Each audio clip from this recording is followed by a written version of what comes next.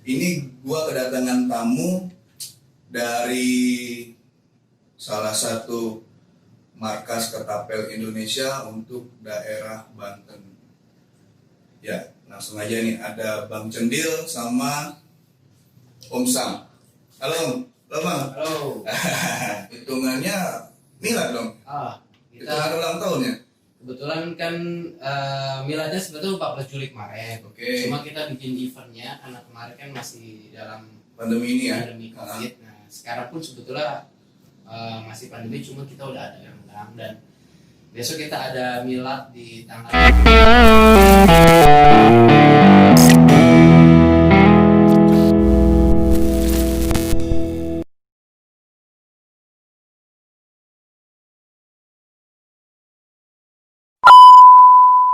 Hari ini gua nyoba buat podcastnya, tapi nggak jauh nih dari hobi-hobi yang sekarang lagi mulai booming sebenarnya, dari permainan dan sekarang semuanya menjadi hobi gitu.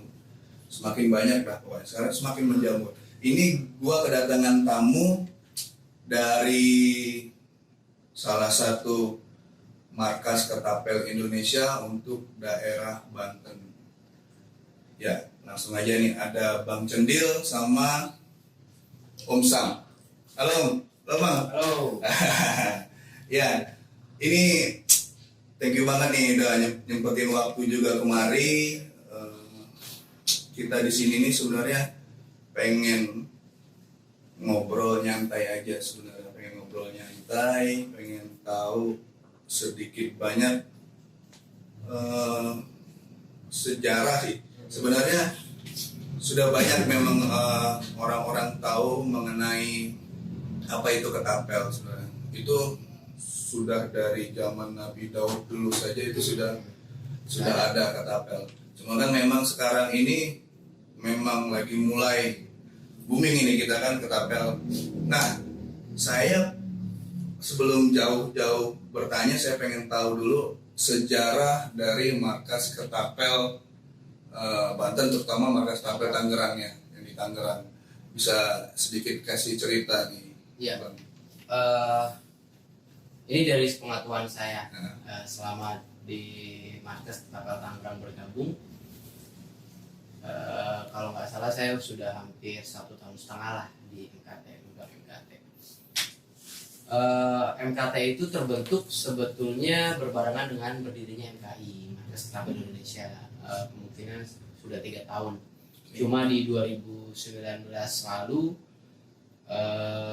kita dari klub Selapen Jepret itu ditunjuk untuk meneruskan perjuangan Markas Ketapel Tangerang terdahulu.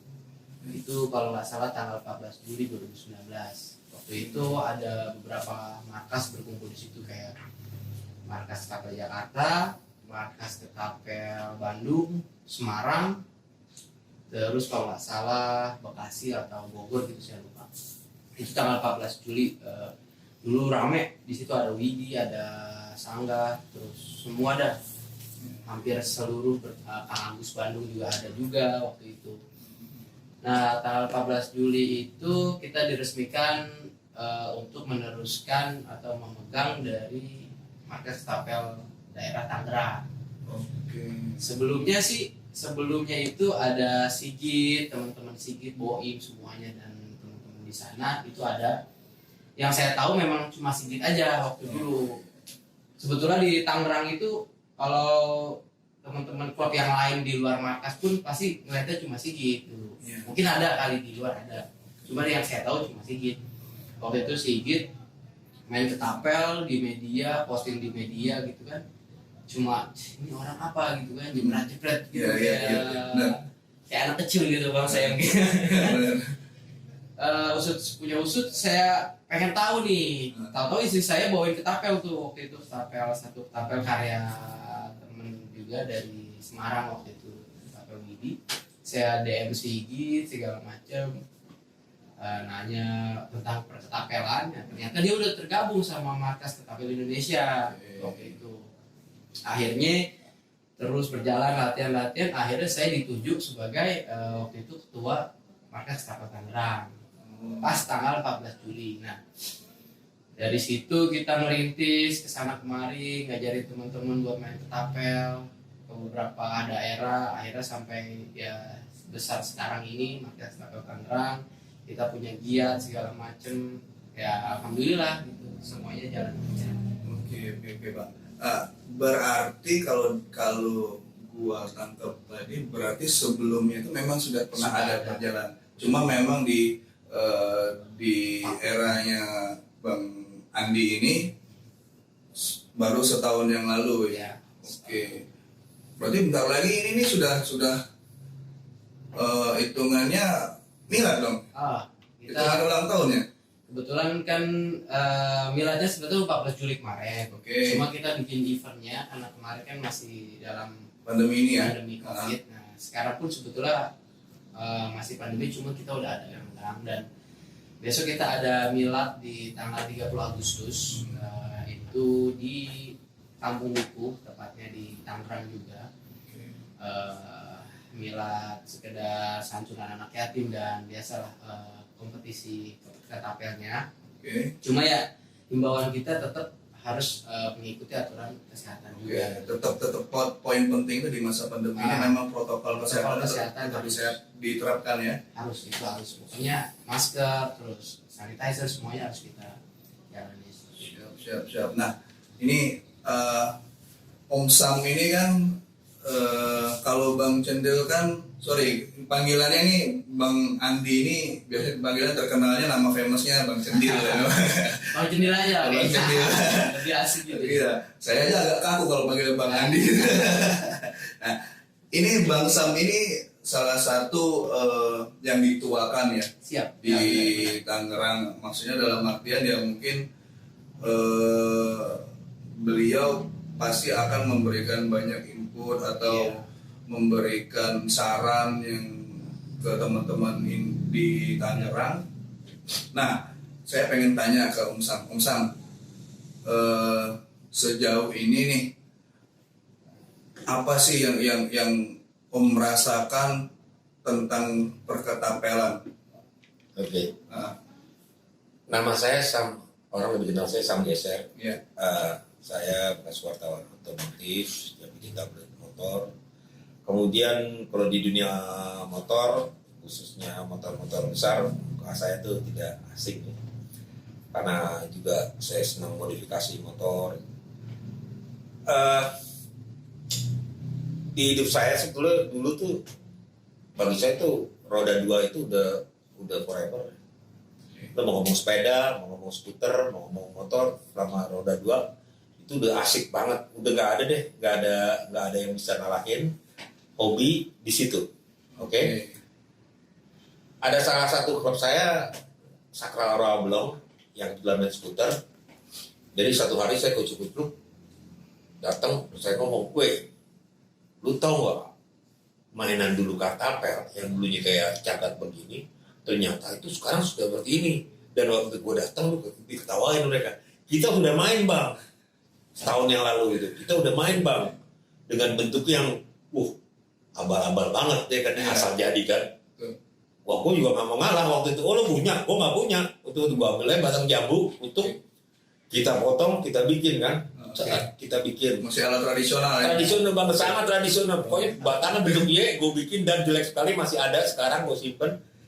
Udah, gue karetin, dikasih karet, pas kena sekali pakai, 3 kali gue kena hit terus. Men, ini keren. Iya.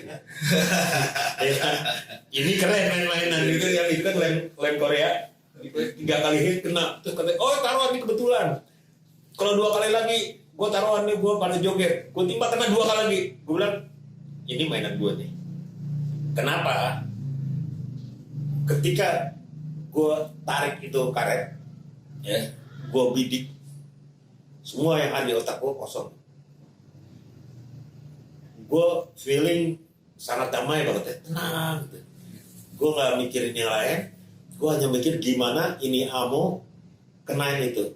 Gue konsentrasi, kena, pas kena itu sebuah kayak apa ya, ada histeria tersendiri di badan gue ya, men, kepuasan dengan catatan umur gue udah di atas 50 dengan segala keterbelakangan, kebelakangan mata dengan ketika itu kena itu ada kepuasannya yang apa ya, gue keren banget itu senang dan itu murah gitu man.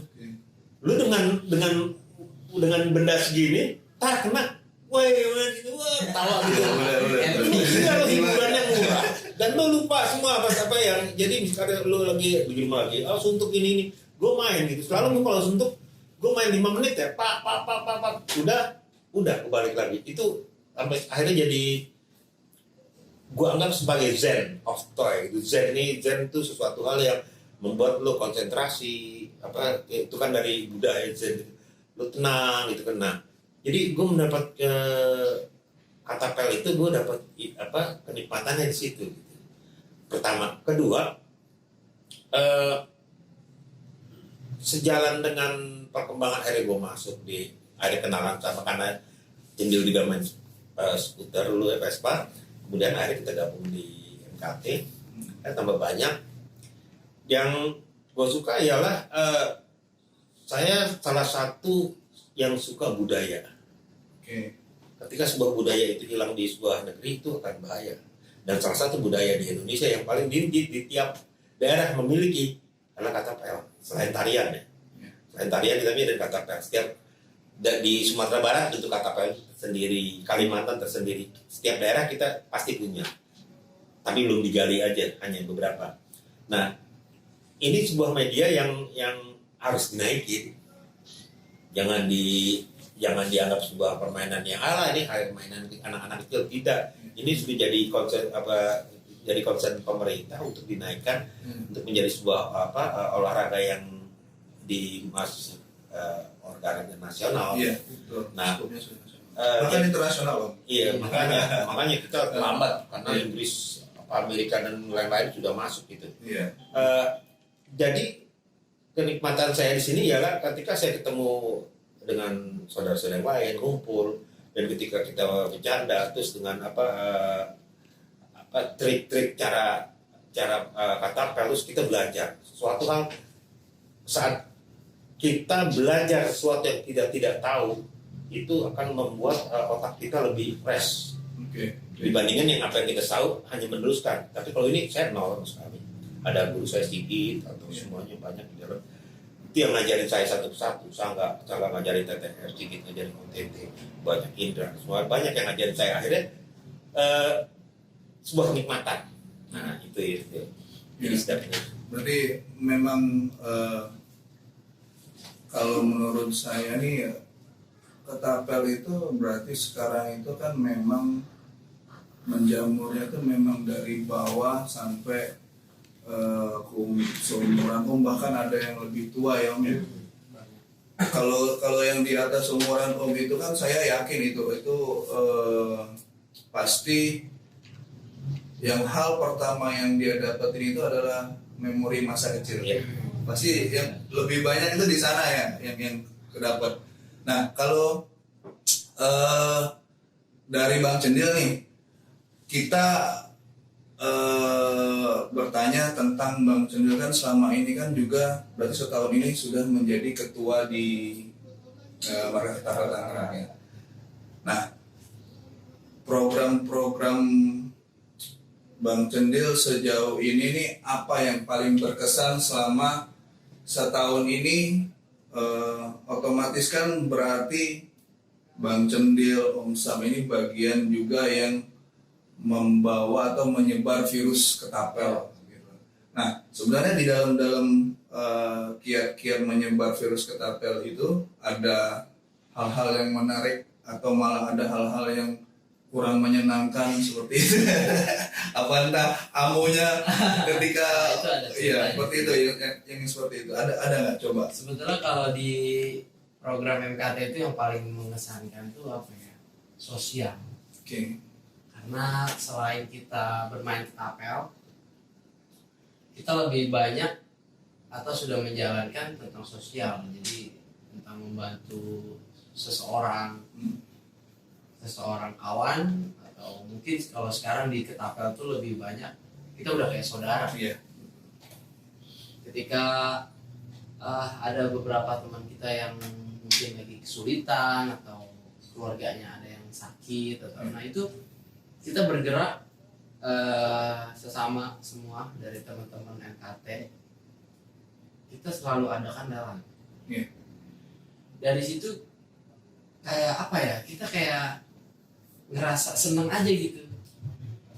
Padahal posisi kita juga lagi sebetulnya nggak kaya banget, nggak banyak uang juga gitu, Iya, sederhana. Tapi kita bisa bantu orang yang lagi bener-bener kesulitan tuh kayak ada hati tuh seneng. Nah dari situ kayaknya, padahal kita diperkenalkannya lewat Ketapel doang gitu. Alat atau benda yang sederhana, tapi kita bisa membantu orang banyak gitu, membantu orang gara-gara Ketapel gitu. Padahal sekarang kalau ngomongin Ketapel gitu, kadang-kadang saya lelang Ketapel yang standar gitu, tapi kita bisa dapat hasil lelang tersebut bisa sampai 2 juta, sampai atau bahkan sampai lebih gitu, karena untuk membantu sesama di dalam keluarga Ketapel tersebut. Nah itu sih menurut saya yang paling mengesankan di dalam selama saya bergabung di perketapelan. Kalau kisah-kisah yang menyedihkan sih ada juga ya Mas. Kisah menyedihkan tuh